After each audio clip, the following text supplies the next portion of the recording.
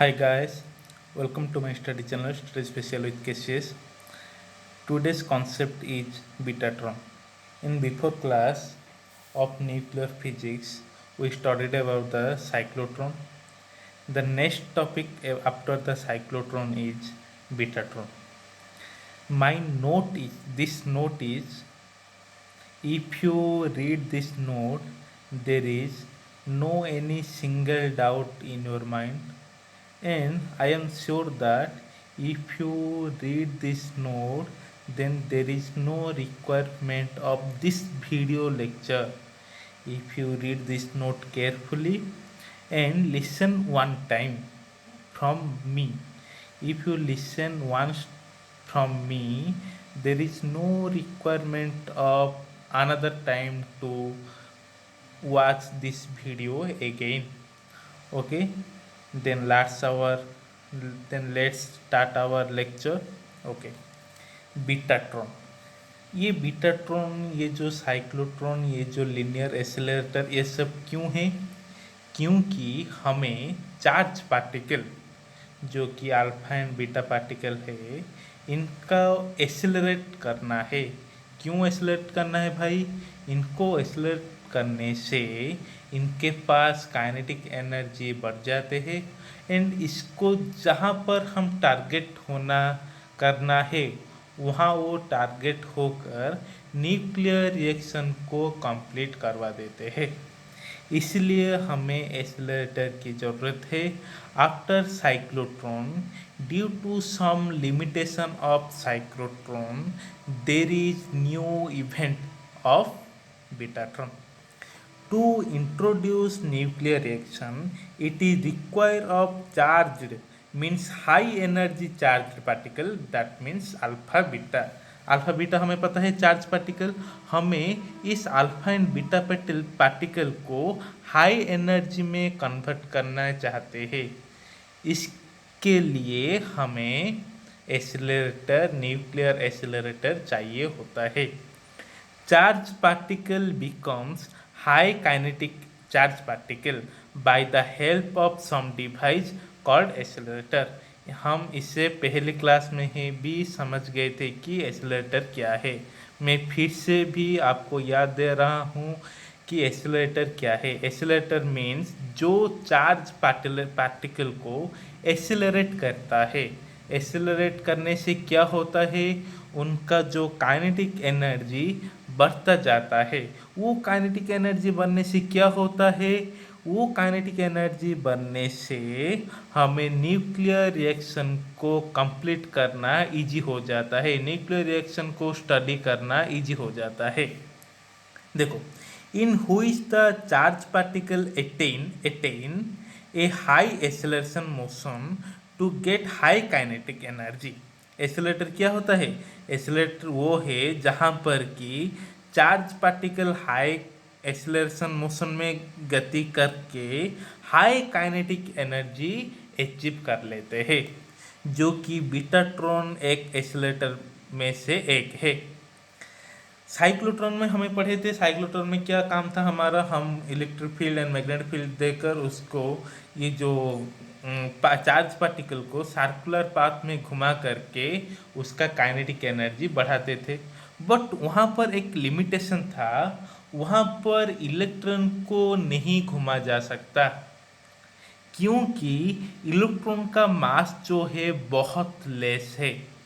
जब ये इलेक्ट्रॉन का लेस मास लाइट की स्पीड पर घूमता रहता है तो ये हाई लाइट की स्पीड पर घूमता रहता है तो ये इसका मास बहुत ज़्यादा इंक्रीज कर लेता है, जो कि साइक्लोट्रॉन की प्रिंसिपल को नहीं मान पा रहा है, नहीं ओबे कर रहा है। इसलिए बीटाट्रॉन ऐसा एक डिवाइस है जहाँ पर इलेक्ट्रॉन भी इसके अंदर घूम सकता है, जो कि वो बहुत हाई एनर्जी से। तो क्या है? Cyclotron can't accelerate electron, it is its limitation. Cyclotron का लिमिटेशन क्या है? ये इलेक्ट्रॉन को नहीं एक्सेलरेट कर पाएगा, but betatron can accelerate the electrons. Cyclotron electron को नहीं एक्सेलरेट कर पाता, बट बीटाट्रॉन इलेक्ट्रॉन को एक्सेलरेट कर पाता है। तो साइक्लोट्रॉन क्यों एक्सेलरेट नहीं कर पाता भाई? Due to very less mass of electron. Electron का जो मास है बहुत ही लेस है, बहुत ही स्मॉल है। When electron accelerate with high velocity as comparable to light, its mass become increases। ये क्या होता है? मास इंक्रीजेस होता है, जो कि साइक्लोट्रॉन का प्रिंसिपल को नहीं मान पा रहा है, इसलिए इलेक्ट्रॉन साइक्लोट्रॉन के अंदर नहीं घूम पा रहा है। बट बीटाट्रॉन में इलेक्ट्रॉन घूम पा रहा है, एक्सेलरेट हो पा रहा है, एंड ये हाई काइनेटिक एनर्जी को भी अचीव कर पा रहा है। ओके, देन ये इसको बीटाट्रॉन क्यों बोला गया? अरे भाई, एक तो डिवाइस जिसके अंदर इलेक्ट्रॉन घूमता है तो उसको इलेक्ट्राट्रॉन नहीं भी बोल सकते हैं, तो बीटाट्रॉन क्यों बोला गया? बीटाट्रॉन इसलिए बोला गया कि हाई स्पीड इलेक्ट्रॉन को हम बीटा पार्टिकल बोलते हैं। Fast moving electrons are called beta particle. The device used to accelerate beta particle is called betatron. और ये जो बीटाट्रॉन है, इसके अंदर जो इलेक्ट्रॉन घूमता है, इसका एनर्जी लेवल कितना है? 300 मेगा इलेक्ट्रोवोल्ट। ईवी क्या है? ईवी क्या है? काइनेटिक एनर्जी का यूनिट है इलेक्ट्रॉन वोल्ट। ये क्या 300 मेगा इलेक्ट्रॉन वोल्ट तक इसका काइनेटिक एनर्जी बढ़ पा रहा है। तो ये जो हम बीटाट्रॉन पढ़े, इसका प्रिंसिपल क्या है?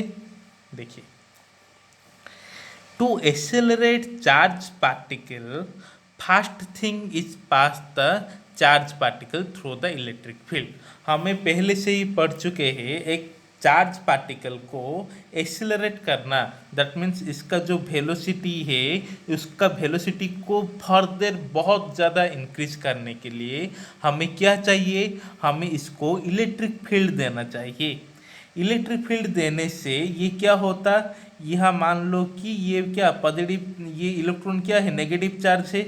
मैं यहाँ पर पॉजिटिव चार्ज दूंगा तो यहाँ पर नेगेटिव चार्ज दूंगा, तो क्या होगा? ये जो इलेक्ट्रॉन पॉजिटिव चार्ज से दूर भागकर नेगेटिव चार्ज के पास जाना चाहेगा, इसलिए इसका जो वेलोसिटी अपने आप इंक्रीज होगा। दैट मीन्स एक चार्ज पार्टिकल को स्पीड बढ़ाने के लिए मुझे क्या देना चाहिए? इलेक्ट्रिक फील्ड देना चाहिए।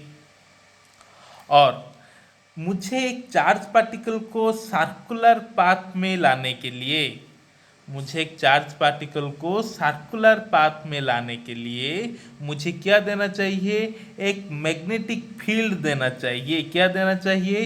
To move charge particle in circular path with a certain radius, that means एक पर्टिकुलर रेडियस में घुमाने के लिए मुझे क्या चाहिए? Use a non uniform magnetic field. देखो, मैग्नेटिक फील्ड देने से ये सर्कुलर पाथ हो जा रहा है, बट नॉन यूनिफॉर्म क्यों दे रहे हैं हम बाद में डिस्कस करेंगे। तो क्यों दे रहे हैं भाई नॉन यूनिफॉर्म? देखो, when a non-uniform magnetic field is applying, the magnetic flux changes।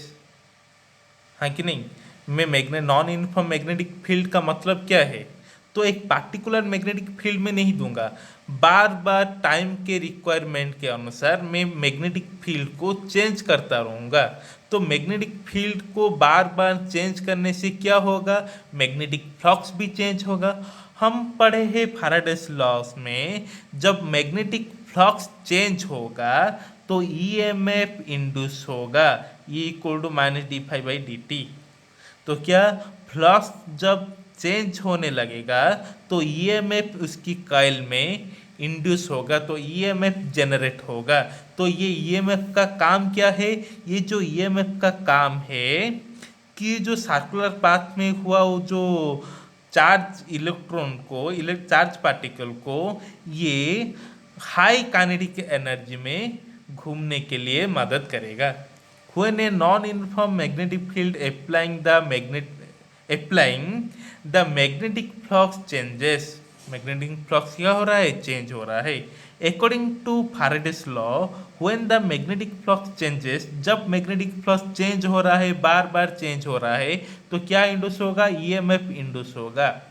And ये this induced EMF accelerate the electron with high kinetic energy. ये एक बार ईएमएफ इंड्यूस हो गया तो ये क्या करेगा, इलेक्ट्रॉन को हाई स्पीड और हाई काइनेटिक एनर्जी में एक्सेलरेट करना स्टार्ट कर लेगा। Okay, then to provide an non uniform magnetic field जो दे रहे हैं इसको कैसे देंगे, to provide non uniform magnetic field platform we use a alternative magnetic field through the betatron. मैं बोला non uniform magnetic field that means एक पार्टिकुलर मैग्नेटिक फील्ड जो कि एक पार्टिकुलर कांस्टेंट वैल्यू होगा। नॉन यूनिफॉर्म मैग्नेटिक फील्ड का मतलब दो सोर्स में डालूंगा, जो एक बार ये बढ़ा रहा है तो दूसरे बार ये बढ़ा रहा है, तो अल्टरनेटिव मैग्नेटिक फील्ड को मैं अप्लाई करना चाहूंगा। तो this alternative magnetic field source help to electron to maintain circular path and with high kinetic energy by the electron. समझ में आ गया ये नॉन यूनिफॉर्म मैग्नेटिक फील्ड क्या क्या कर रहा है। ये तो मैग्नेटिक फील्ड इसको सर्कुलर पाथ में आने के लिए मजबूर कर रहा है। ये जो नॉन यूनिफॉर्म है, due to alternate magnetic field supplying the flux changes, EMF induce होने के कारण इसका जो वेलोसिटी बढ़ रहा है, तो काइनेटिक एनर्जी भी बढ़ रहा है, हाँ कि नहीं। तो देन देखो भाई, for working betatron there is a mathematical condition. Betatron जैसे कि साइक्लोट्रॉन को फंक्शन करने के लिए हमको एक मैथमेटिकल कंडीशन को मानना चाहिए था, वैसे तरह बीटाट्रॉन को फंक्शन करने के लिए भी एक कंडीशन है जो कि बोला जाता है बीटाट्रॉन कंडीशन। क्या उसका नाम, बीटाट्रॉन कंडीशन। तो बीटाट्रॉन कंडीशन क्या है भाई, देखो ये है इलेक्ट्रॉन जो कि एक पार्टिकुलर रेडियस के साथ यहाँ पर एक इलेक्ट्रॉन है, यहाँ पर एक इलेक्ट्रॉन है, यहाँ पर क्या एक इलेक्ट्रॉन है। तो यहाँ पर मैं नॉन यूनिफॉर्म मैग्नेटिक फील्ड को सप्लाई किया, जिसके वजह से ये जो इलेक्ट्रॉन पार्टिकुलर रेडियस में घूमना स्टार्ट कर दिया, जिसका रेडियस है r। According to Faraday's law EMF induce कब होगा, जब फ्लक्स चेंज होगा। जब मैं non uniform magnetic field apply किया तो फ्लक्स बराबर चेंज हुआ, तो ईएमएफ इंड्यूस हुआ, तो ये E=d∅dt, इसको मैंने ले लिया first equation. Work done on electron, ये क्या इलेक्ट्रॉन घूमता रहेगा। हमें पता है पोटेंशियल इक्वल टू W/Q, हाँ कि नहीं। पोटेंशियल क्या होता है, एक यूनिट पॉजिटिव को इन्फिनिट डिस्टेंस से इन्फिनिट पॉइंट से पार्टिकुलर पॉइंट लाने के लिए जितना वर्क डन है उसको पोटेंशियल बोलते हैं। तो मैं W=VQ लिख सकता हूँ कि नहीं। V है potential, that means EMF, and Q है charge. Similarly work done equal to क्या है, charge into EMF। Charge means electron का चार्ज क्या है भाई, E है। EMF के according to Faraday's law EMF equal to d∅dt, then E equal to क्या बन गया, E into d∅dt, second equation. हमें पता है मोशन में work equal to force into displacement. मान लो फोर्स F है, डिस्प्लेसमेंट क्या है, इलेक्ट्रॉन का डिस्प्लेसमेंट क्या है। इलेक्ट्रॉन जब एक circle, that means one revolution, that means one circle जब वो ऑक्यूपाई करेगा तो इसका डिस्प्लेसमेंट क्या होगा, 2πr, दैट इज सर्कम्फेरेंस। तो हो गया F इंटू 2πr। तो ये वार्क आया E इंटू d∅dt, ये वार्क आया F इंटू 2πr। मैं 2 और 3 समीकरण से ये पता लग सकता हूँ कि E into d∅dt equal to F into 2πr।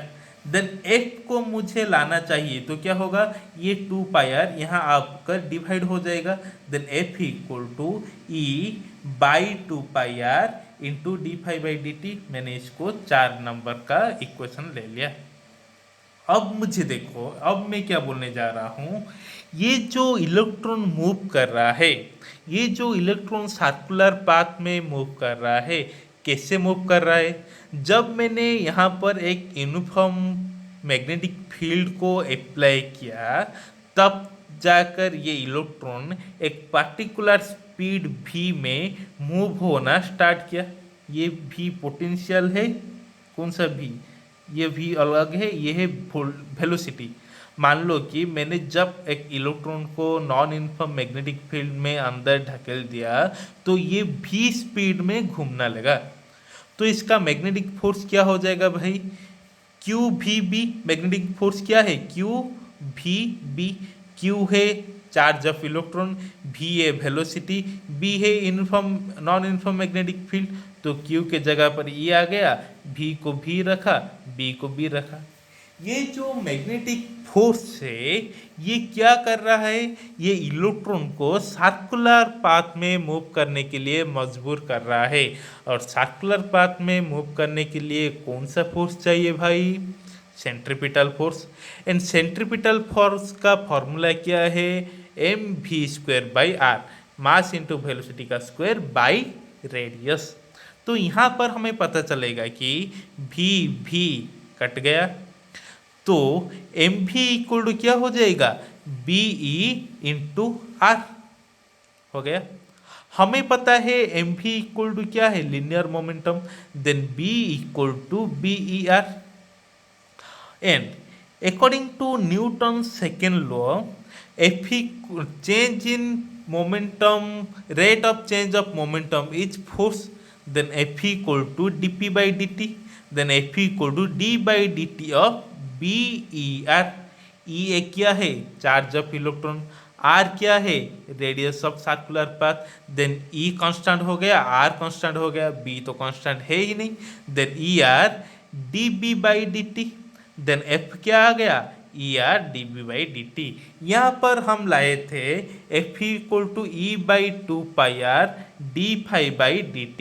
Then this equal to this हो गया। देन इस इक्वेशन से ई को कैंसिल करवा दिया, D five by d T को 2 पाई आर से यहाँ पर आकर मल्टीप्लाई कर दिया। E r into 2 pi r that equal to r into 2 pi r that equal to 2 pi r square d B by d t. अब मुझे phi चाहिए, फाई चाहिए तो क्या करना पड़ेगा? इसको इंटीग्रेशन करना पड़ेगा।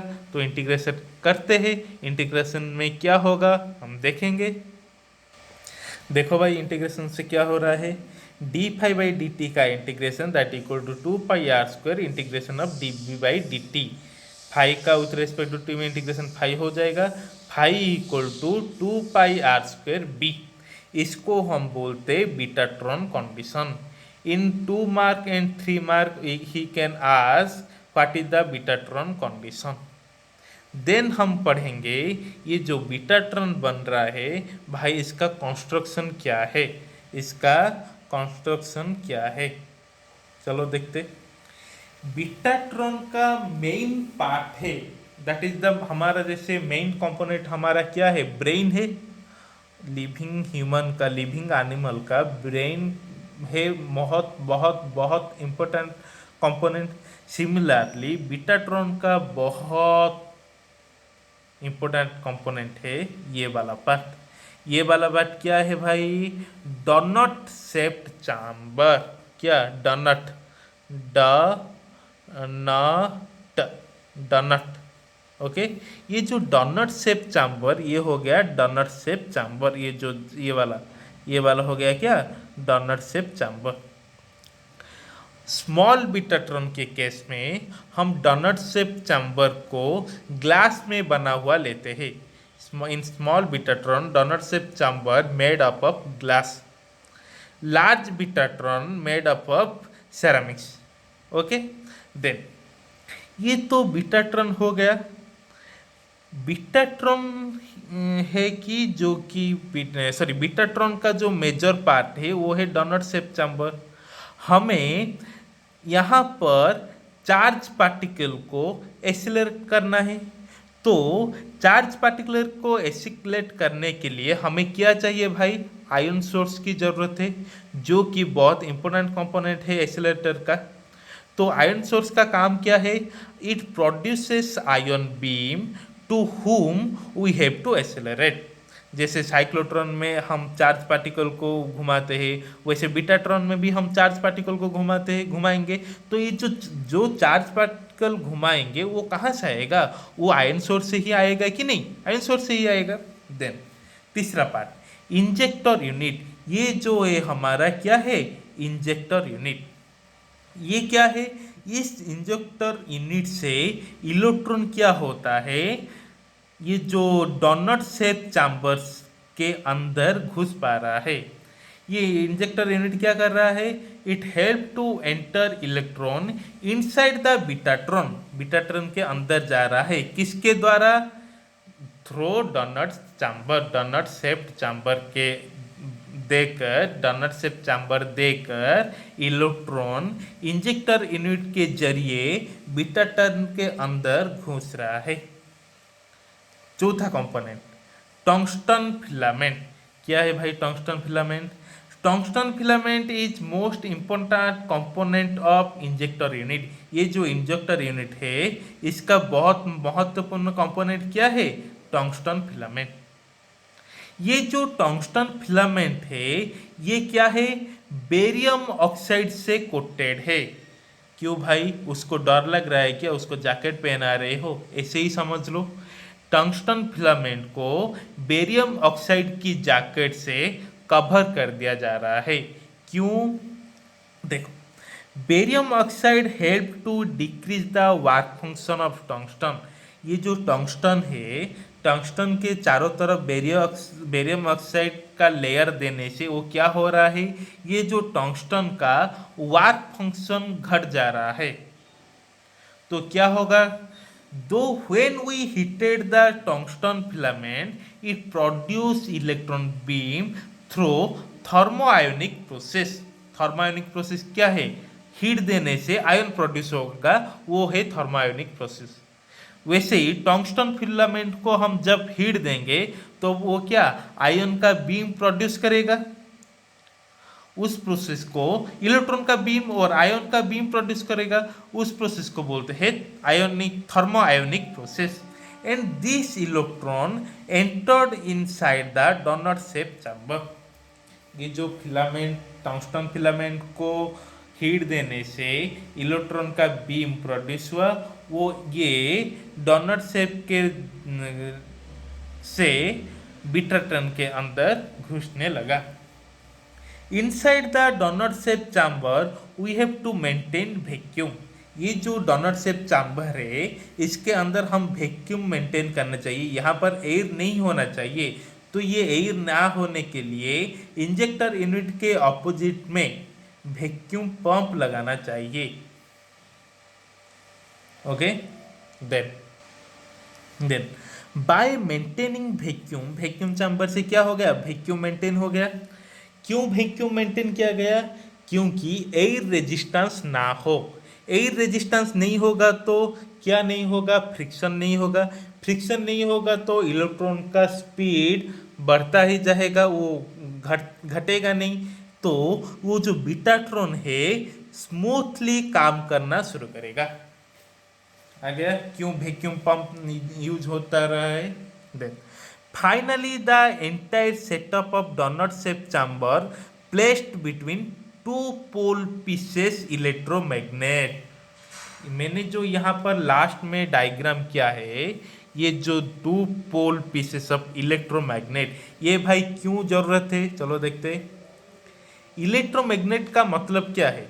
जब इलेक्ट्रिक करंट वहाँ पर पास करेगा तो वो मैग्नेटिक फील्ड प्रोड्यूस करेगा। ओके, तो ये जो डोनट शेप जो चैम्बर है, ये जो डोनट शेप चैम्बर को हम दोनों पोल के अंदर रख लेना चाहिए।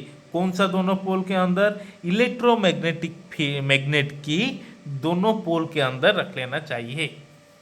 Electromagnet show magnetism when current passing through it. हमें पता है जब इलेक्ट्रोमैग्नेट के अंदर करंट पास होगा तो ये इलेक्ट्रोमैग्नेटिज्म दिखाई देगा।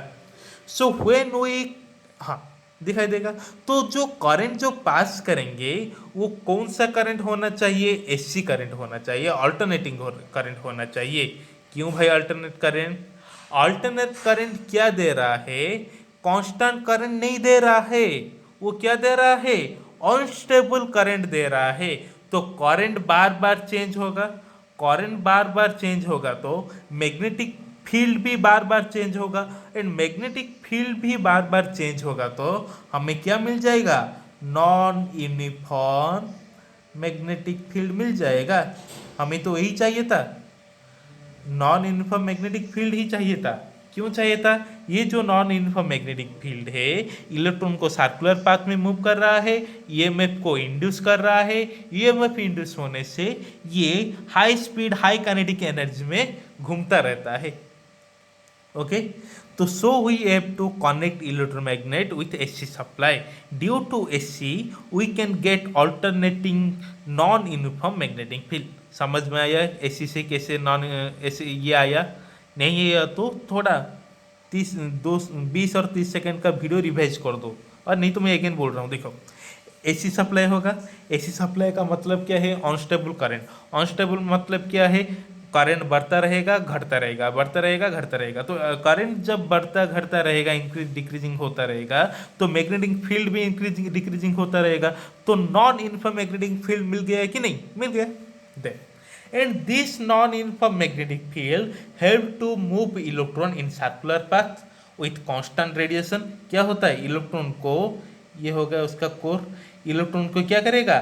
सर्कुलर पाथ में घुमाता रहेगा विथ कांस्टेंट रेडियस। ये कि नहीं ऐसे ऐसे घूमता रहेगा, नहीं, एक पर्टिकुलर रेडियस में घूमता रहेगा। और क्या होगा? Accelerate electron with high kinetic energy.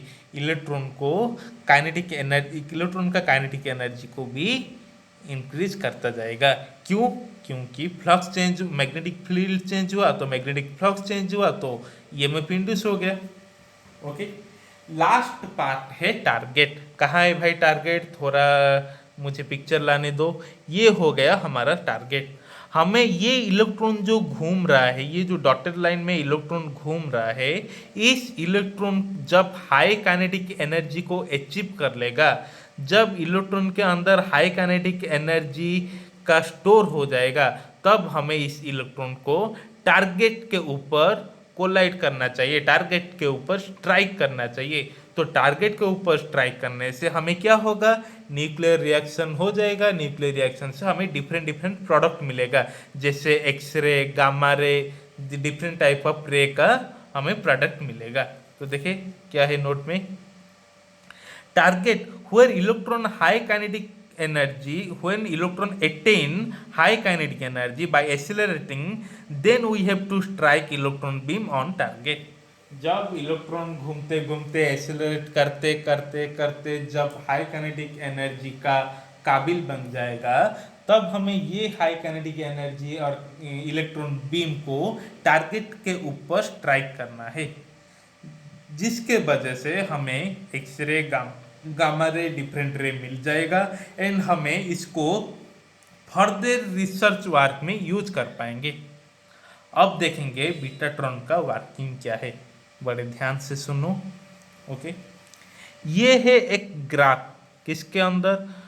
Electromagnet के जब मैंने करंट पास किया तो क्या होगा? मैग्नेटिक फील्ड क्रिएट करेगा। तो ये होगा करंट एंड टाइम की वर्सेस के एक ग्राफ, और मैग्नेटिक फील्ड टाइम के वर्सेस एक ग्राफ। देखो मैं दोनों को एक एक्सिस में लिया। क्यों लिया? अरे भाई करंट इंक्रीज होने से, करंट जब पास होगा इलेक्ट्रोमैग्नेट के अंदर तो मैग्नेटिक फील्ड ही तो प्रोड्यूस करेगा, थोड़ी ना आइसक्रीम प्रोड्यूस करेगा, मैग्नेटिक फील्ड ही प्रोड्यूस करेगा। तो क्या है? व्हेन करंट इंक्रीज, कहाँ पर करंट इंक्रीज भाई? इसका सिंबल है इंक्रीज। कहाँ पर इंक्रीज? जब इलेक्ट्रोमैग्नेट के अंदर, जब इलेक्ट्रोमैग्नेट में करंट का परिमाण बढ़ा दिया जाएगा तो मैग्नेटिक फील्ड ऑल्सो बढ़ जाएगा, magnetic field also increases. When magnetic field increases from zero, ये हो गया जीरो, जीरो टाइम पे इलेक्ट्रॉन क्या होता? जीरो है। जब ये टाइम के अंदर करंट प्रोवाइड होना स्टार्ट हो गया तो ये भी मैग्नेटिक फील्ड भी बढ़ता चले गया, हाँ कि नहीं। तो जब ये इलेक्ट्रॉन का मैग्नेटिक फील्ड जब ये बढ़ता चले गया, हमें क्या करना चाहिए, इंजेक्टर यूनिट से इलेक्ट्रॉन को अंदर प्रोवाइड कर लेना चाहिए। क्या हुआ भाई, देखो अगेन, जब मैग्नेटिक करंट स्टार्ट हुआ, करंट चलना स्टार्ट होने से मैग्नेटिक फील्ड भी जीरो से इंक्रीज होना स्टार्ट हुआ। जब मैग्नेटिक फील्ड जीरो से इंक्रीज होना स्टार्ट हुआ तब हम इंजेक्टर यूनिट से इलेक्ट्रॉन को इसका अंदर छोड़ देंगे। जब ये इलेक्ट्रॉन को इसके अंदर छोड़ देंगे, करंट, इलेक्ट्रोमैग्नेट में करंट बढ़ने से मैग्नेटिक फील्ड बढ़ता जाएगा। मैग्नेटिक फील्ड बढ़ता जाने से ये क्या हो जाएगा, इलेक्ट्रॉन घूमता जाएगा। जब बार बार घूम घूम कर क्या घुमरा बन जाएगा, नहीं, घूम घूम कर क्या होगा, ये हाई काइनेटिक एनर्जी को अचीव कर लेगा। देन क्या होगा, हाई काइनेटिक एनर्जी को जब वो अचीव कर लेगा तब हम उसको टारगेट के ऊपर डाल देना है। टारगेट के ऊपर डाल दिया तो काम खत्म हो गया, अल्फा रे गामा रे का हमें मिल गया तो हम फर्दर न्यूक्लियर रिएक्शन कर पाएंगे। तो कब टारगेट के ऊपर, when we have to strike electron on target, कब हमें इलेक्ट्रॉन को टारगेट के ऊपर स्ट्राइक करवाना है। चलो देखते, देखो ये है टाइम ग्राफ है, बोल चुका हूं मैं।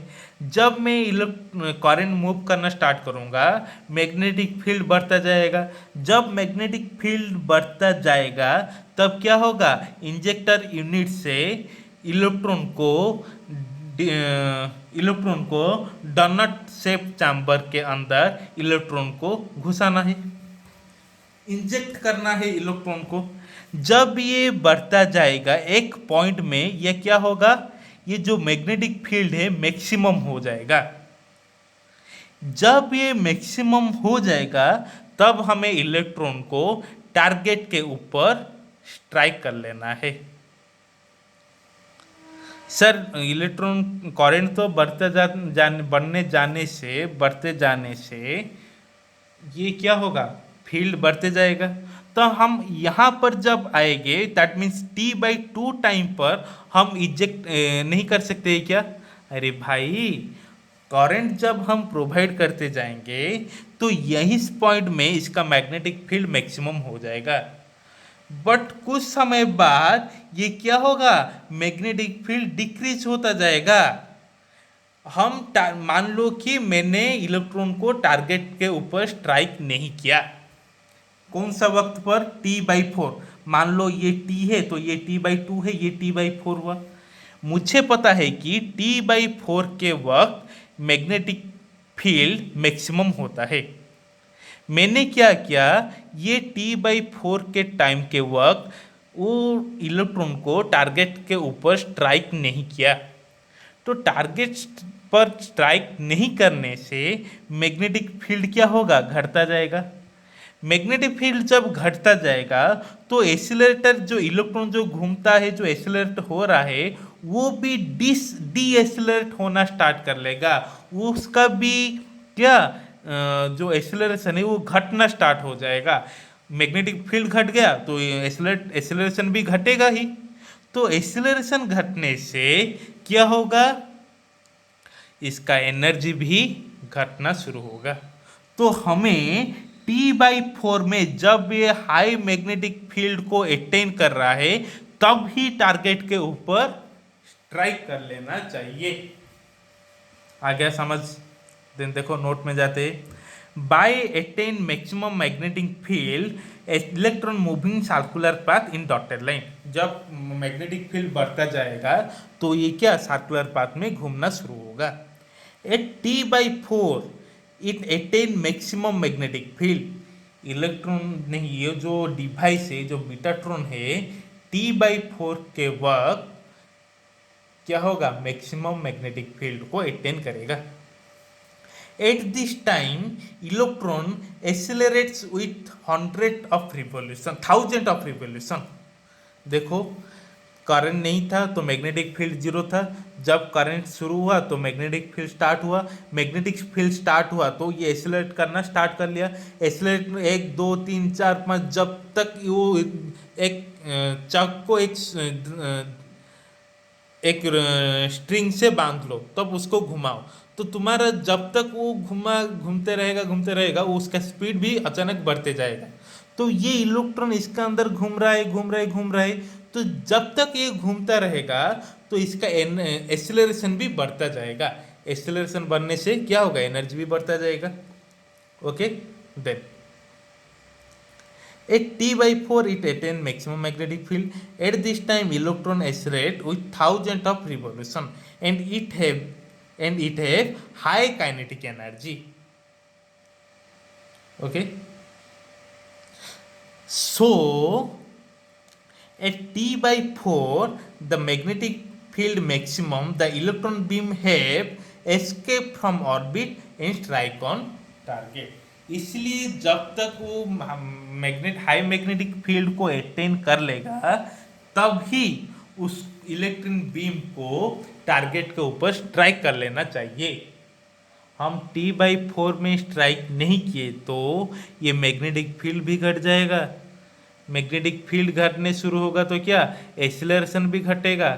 एक्सीलरेशन घटेगा तो काइनेटिक एनर्जी कम मिलेगा। बट हमें क्या चाहिए, हमें हाई काइनेटिक एनर्जी चाहिए। जब जितना काइनेटिक एनर्जी अधिक है तो उतना ही हमें फायदा होगा, तो हम T/4 में ही छोड़ना पड़ेगा ना हाई काइनेटिक एनर्जी के लिए। Then because after T/4 magnetic field started decreasing and electron started deceleration. After T/4 ये है T/4, ये T/4 के बाद मैग्नेटिक फील्ड क्या होगा, डिक्रीज होना स्टार्ट कर लेगा। यहाँ पर मैग्नेटिक फील्ड है तो इस पॉइंट से तो घट रहा है ना, तो after T/4 magnetic field decrease हो रहा है। मैग्नेटिक फील्ड डिक्रीज होगा तो इलेक्ट्रॉन ऑल्सो डीएसेलरेट होगा। इलेक्ट्रॉन डीएसेलरेट हुआ तो क्या होगा, काइनेटिक एनर्जी भी घटेगा। इसलिए हमें T/4 से ही T/4 में यहाँ पर ये घूम रहा है, यहाँ पर एक टारगेट है, यहाँ पर डोनट शेप चैम्बर है, यहाँ पर इंजेक्शन यूनिट है, यहाँ पर वैक्यूम पंप है, हाँ कि नहीं। तो इस टारगेट को जब ये T/4 में हाई काइनेटिक एनर्जी अटेन कर रहा होगा तब ही इसको ट्राई कर लेना चाहिए। ओके, तो ये जो टारगेट है, टारगेट डिफरेंट तरह का होता है। Due to different type of target there is different type of ray. कैसे, मान लो कि ये जो टारगेट है हाई एटॉमिक नंबर वाला टारगेट है, तो हाई एटॉमिक नंबर वाला टारगेट होगा तो एक्सरे क्रिएट होगा।